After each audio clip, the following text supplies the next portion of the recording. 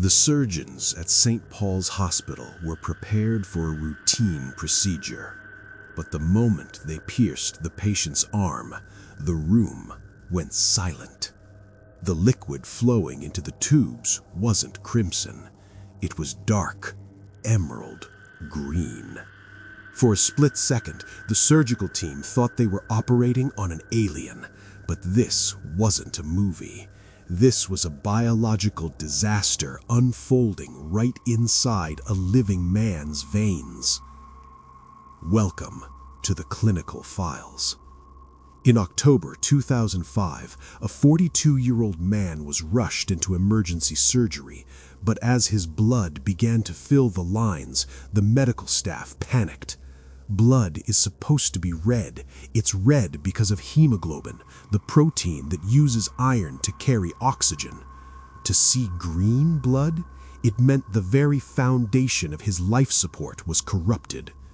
The doctors immediately rushed a sample to the lab. They suspected a massive chemical leak or maybe a deadly poison. What they found was a condition so rare most doctors only ever see it in textbooks: Sulfhemoglobinemia. So, how does a human turn green from the inside out? It wasn't a virus, it was a mistake. The patient had been taking massive doses of a common migraine medication, Sumatriptan. Inside his body, the sulfur from the pills began a hostile takeover. It bonded with the iron in his red blood cells, twisting them into a new, distorted molecule. This sulfhemoglobin cannot carry oxygen. It's a dead cell. His blood wasn't just green, it was becoming useless. He was effectively suffocating while breathing perfectly fine. The danger wasn't just the color. If too much of his blood turned green, his heart would fail from oxygen starvation. And here is the scary part.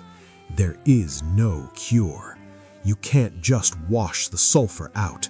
The only way to survive is to wait for the body to naturally kill off the green cells and birth new, red ones. A process that takes 120 days. The treatment was a brutal waiting game. Doctors had to monitor his oxygen levels every hour. They were ready to perform a total blood exchange, draining his body and pumping in donor blood if his heart showed any second of struggle. 5 days later, the miracle happened. The green tint began to fade. The body started aggressively flushing out the corrupted cells. He was discharged with a haunting warning. His blood would remain a dull, muddy olive color for the next 120 days.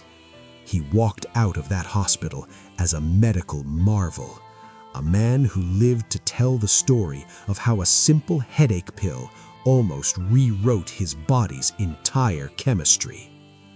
This case is a reminder.